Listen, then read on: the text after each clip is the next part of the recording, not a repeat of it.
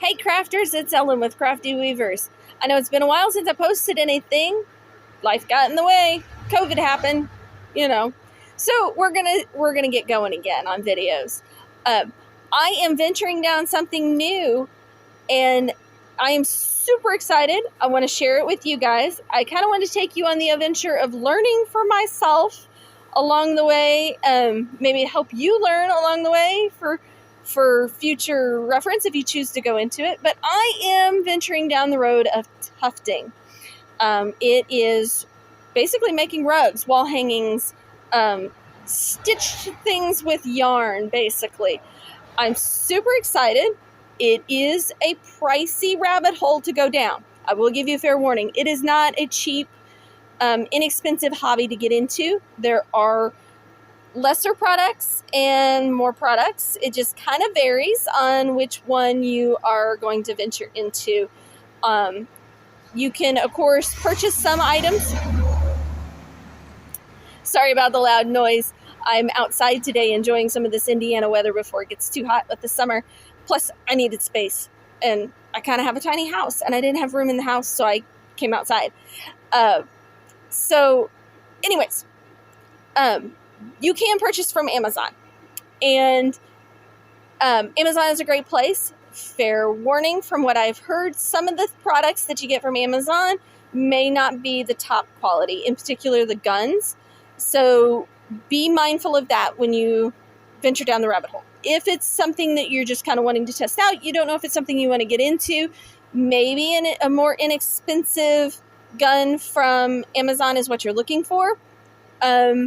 If not, then you might want to just go ahead and straight out buy the better quality and start with the better quality. So then that way you're not having to replace it a few months in if you find that the lower priced one is not doing the job you need it to do. But that is personal opinion. So let's venture down this rabbit hole. I just got my first supply order in. Not quite ready to start just yet. But I was, like I said, going to take you guys with me down this rabbit hole. So let's get going about the supplies that I've gotten so far, what I still need to get, and where we're going from there. Okay, crafters, so let's go over a few things supply-wise on what I just got in that I'm super excited about and can't wait to get to use. Let's talk frames first. This is a very crucial thing that you're going to need. You have to have a frame to be able to do this because it holds your fabric for you. The frame here, nice big frame. It's hard to get it all into the shot because it's so large. Sorry, forgive the traffic being outside. I live right next to a major highway, so we get kind of big vehicles sometimes. Anyways, so the frame, my frame is 3 feet 8 inches by 4 feet working area. So that's the inside of this area. So that'll be my area that I'll be able to work with. Now, I chose to make my frame. I will eventually make a video on how I made my frame. So if you guys want to make a frame like mine, you will be able to. You can buy pre-made frames. A lot of the supply companies offer frames. You can find frames on Amazon. My biggest thing about those frames are most of them, the working area is 28 inches square.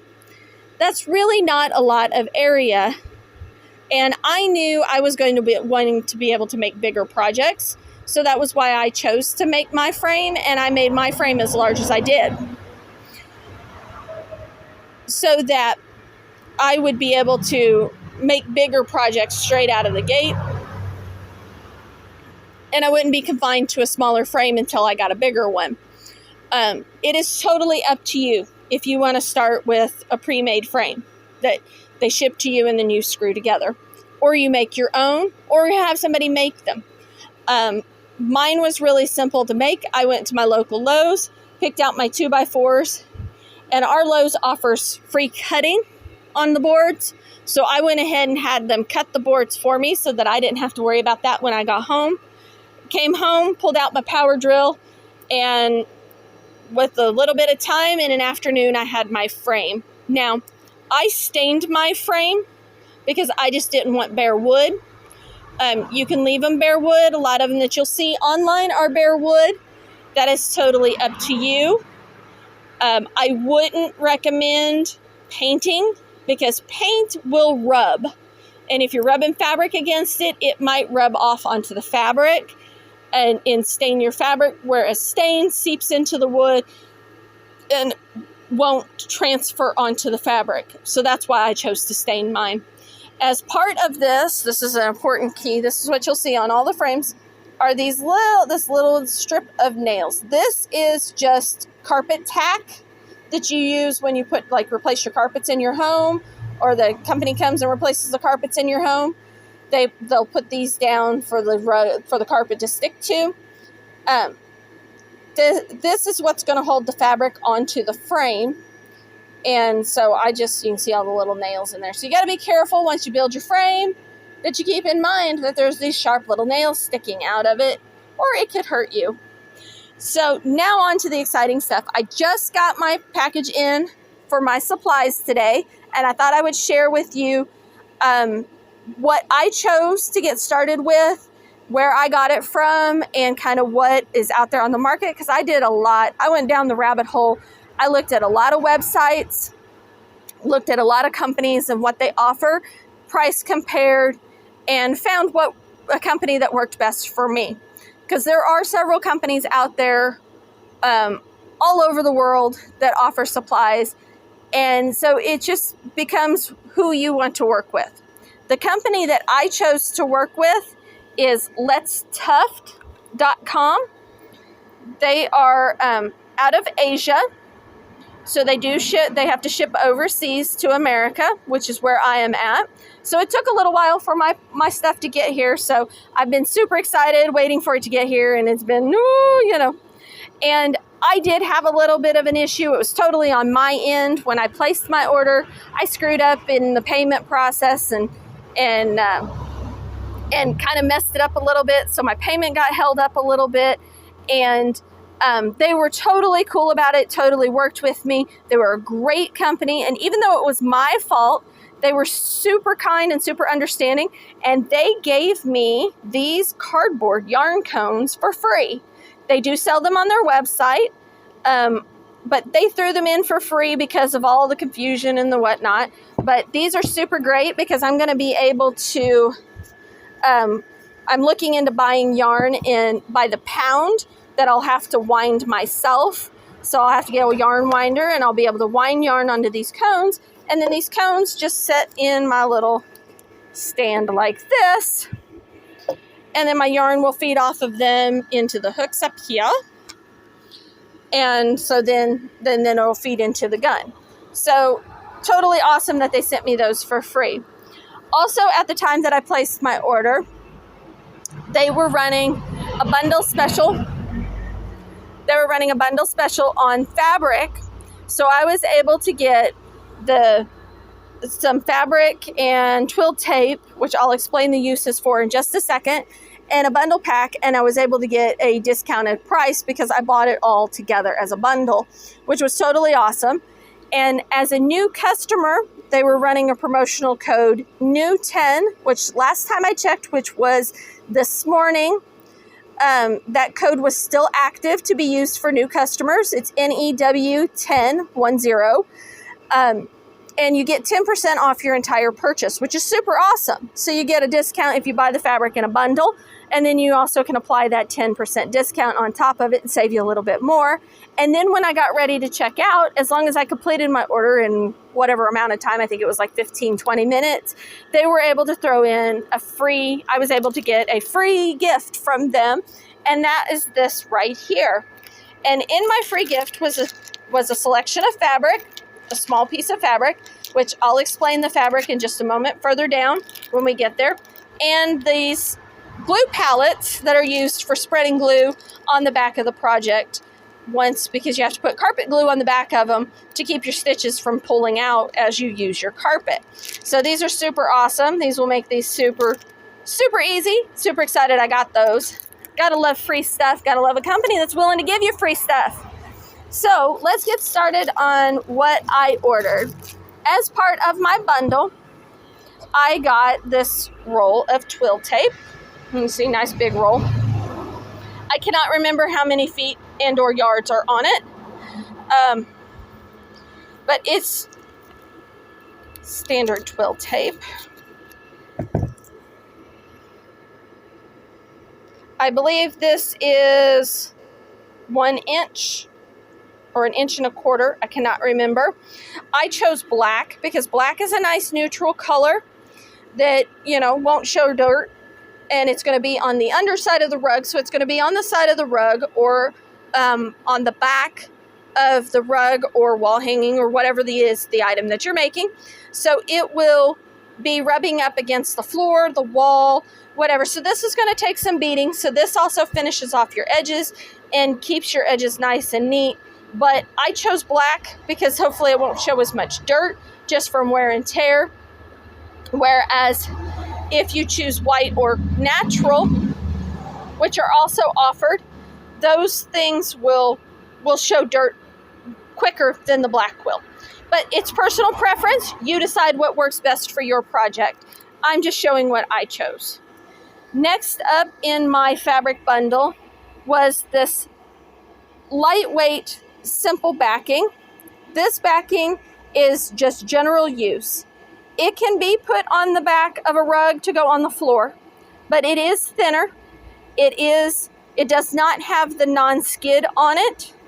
It's just straight fabric. As you can see, it's fairly thin.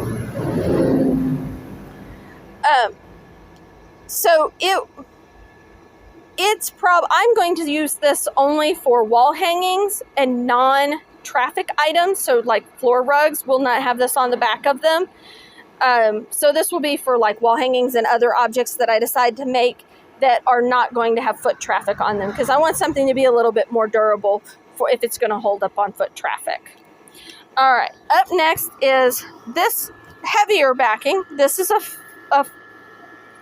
felt backing. Sorry, couldn't come up with the word. As you can see, it's a lightweight felt. It is not very thick. It is on the thinner side, but that's okay because it is just the back. But this has the non-skid on it. As you can see, it's got the little rubber dots that will help keep it from sliding around on the floor as people walk across it, which is a huge bonus and something that you want to have because you don't want your rugs slipping out from underneath people.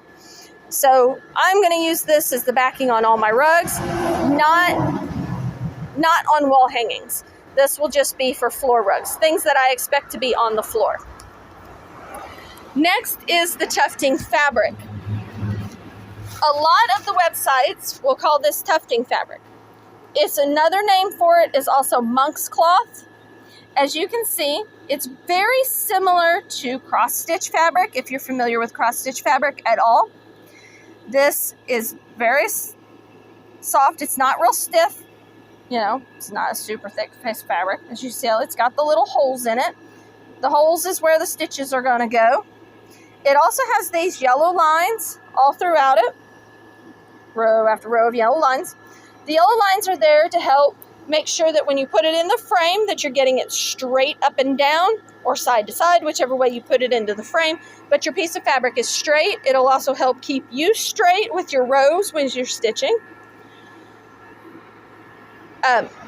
This is the most common that you will see and that you will find when you go looking for tufting cloth. I have seen and read on websites talking about getting started with this that a lot of people will use burlap as well. Traffic. All right, there we go. Sorry about that again. With the burlap, my concern with it is burlap tends to be looser. So even though it has the holes for the stitching to go in, like the tufting cloth does, my concern with it is that it may be too loose and that your stitches may not have a good firm base for them to go into, and so they might not work as well with that. So I'm hesitant to try burlap, but that's my personal preference. So you can decide for yourself if you choose to go into this. Now for the fun part, the tufting gun. This is the tufting gun I chose. This is a 2-in-1. There's the user manual. And then there is the gun itself. It is a power tool. No question that that's what this is. It is not lightweight. It is fairly heavy. Like I said, I chose the 2-in-1. There are different styles of tufting gun out there on the market. There's 2 different styles of rugs that you can make. There is cut pile, which the best way to describe a cut pile is that it is like your shag carpet or your standard carpet that you would have in your home that has the cut edges. They're just straight pieces of yarn that stick up out of them. Then there's loop pile, which is the loops, and that's more like your Berber carpets. That's your tight weave with the tiny little loops where it is a loop that continues to a loop that continues to a loop that continues to a loop, whereas the cut pile is stitch in, cut, stitch in, cut, stitch in, cut, stitch in, cut. This is a 2-in-1 gun. This one does both cut pile and loop pile. So you just have to change a setting and it will go from cut to loop. There's a handle, of course there's the trigger, So the needle is covered up because I just opened this up, but the needle is in there. And then it comes with the little tools that you use to do maintenance on your gun.